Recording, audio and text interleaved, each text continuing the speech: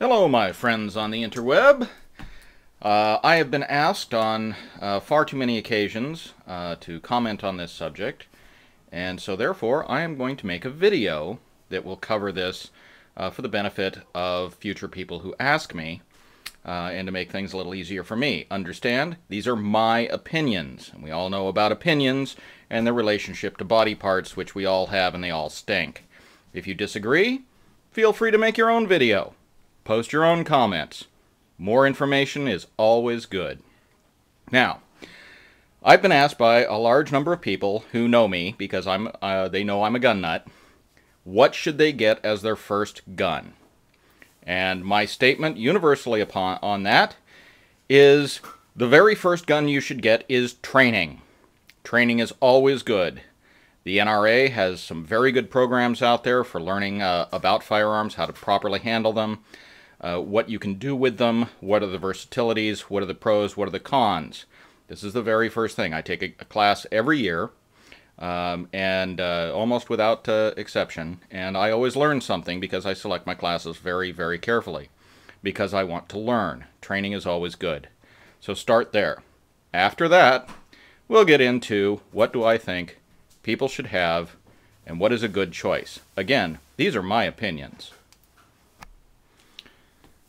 So, starting out, I believe that every single person, first and foremost, if they were only to have one gun, should have a .22 caliber rimfire rifle.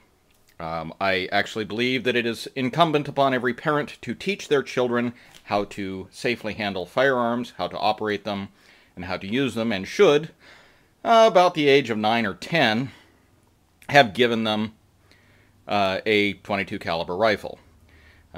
This is not always the case, but in any case, I believe that everybody, first and foremost, if you should only going to have one firearm, you should have a .22 caliber rifle. Here is a few examples. Starting out, up on top, we have a Browning T-Bolt. This is an absolutely outstanding firearm, little expensive to be given to children to go beat around with them, but it is an absolutely fantastic rifle. I love this rifle. Here we have a Stevens Model 66. This gun belonged to my wife's grandmother. I do believe that this rifle is older than I am, and it still shoots just fine. It is a .22 caliber bolt-action rifle, feeds from a tube magazine, can also be single-fed, and shoots wonderfully. Here we have a AR-7 survival rifle. This is the first firearm that I ever purchased, and I would strongly recommend it as a first firearm as well. In the first scene, you saw this just in its stock. It actually collapses. The bolt comes off, or the barrel comes off here by loosening the nut. The action comes off by loosening a nut down here, and it all folds up into its stock, in which it will actually float. Non-firing configuration. This rifle lives in my survival kit. That's where it stays. But it was, I've shot several thousand rounds through it, and it works just fine. This one was made by Charter Arms. I'm very happy to say that they are currently being manufactured by Henry Repeating Arms Company, and they are fantastic rifles. I can't recommend them highly enough as a first gun. Here we have a Ruger Model 1022. This is my son's. This is an absolutely outstanding gun for a first firearm as well. Semi-automatic, 10-shot magazine. You can actually get 25-shot magazines for them now. These are extremely accurate, extremely reliable, and probably the most widely sold firearm in the world. I think they even beat out the AK-47.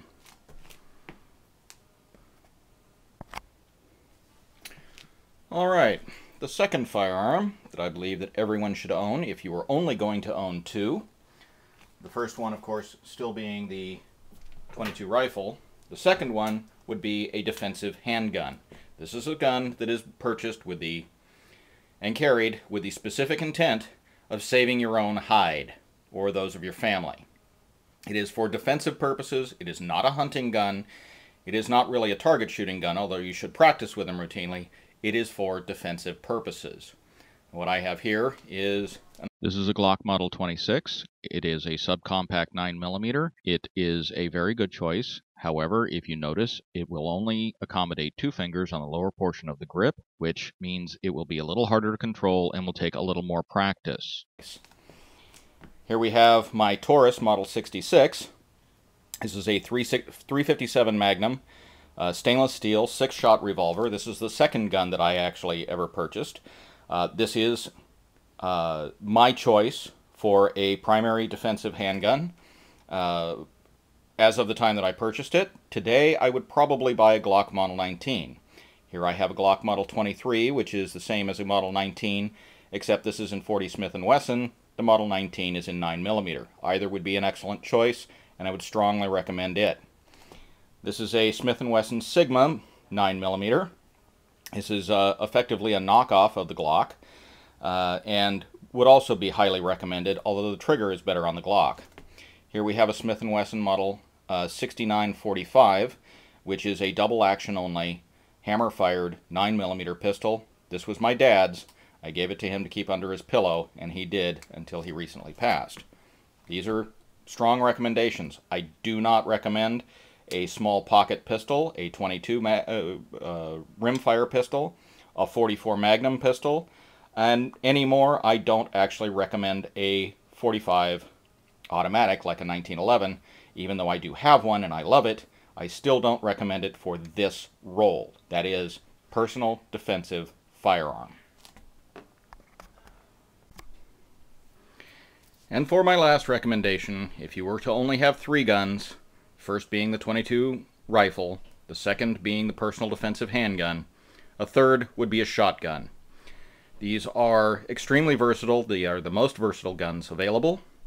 They can be used for defensive purposes, they can be used for hunting, they can be used for going out and shooting skeet or trap with. They can carry a wide variety of loads. The reason that I recommend them as the third gun as opposed to the first is that, one, basic shooting skills are easily taught with a .22 rifle. It's also very inexpensive to shoot. Shotguns tend to be a little more expensive. And a personal defensive handgun is also highly recommended, that I put a higher degree on. But thirdly, you should have a shotgun. This one here is a Remington Model 870 pump-action shotgun. It is just a general purpose hunting gun. It can serve the purpose of home defense as well, if necessary, but generally speaking, that's a hunting tool, but still can serve the defensive role. This one here is a Remington 870 home defense gun, has a longer magazine tube on it, tube-fed pump action. I also have boots on both of my Remingtons to hold extra shells in case it's necessary. Also on this home defense gun, there is a flashlight attached to the front of it. Being certain of your target at all times is absolutely necessary, and when's somebody going to break into my house? When it's dark. So this is specifically for the purpose of home defense. It's not a hunting gun, it's not a target gun, it is for home defense. That's what I have it for, and that could be a very good choice if that's your role. This one here is a Browning Auto 5, known as affectionately as the Sweet 16. It is 16 gauge, which I do not recommend today because 16 gauge ammunition is very hard to find. Both of my Remington 870s are 12 gauge, which is very easy to find and very plentiful. However, a gun such as this can probably be picked up fairly inexpensively at many gun stores or gun shows. Either in 12 gauge or 20 gauge would be highly recommended. This one just happens to be my first shotgun, which was also my dad's first shotgun. But that's my recommendations right there for your first 3 guns. That's my opinions. If you differ with them, feel free to. Make sure that you have informed decisions, and I'm not going to disparage you for it. And if you wish to add to the fun, make a video of your own. What are your recommendations? I'd like to see them, because I like watching YouTube videos on guns. Thank you.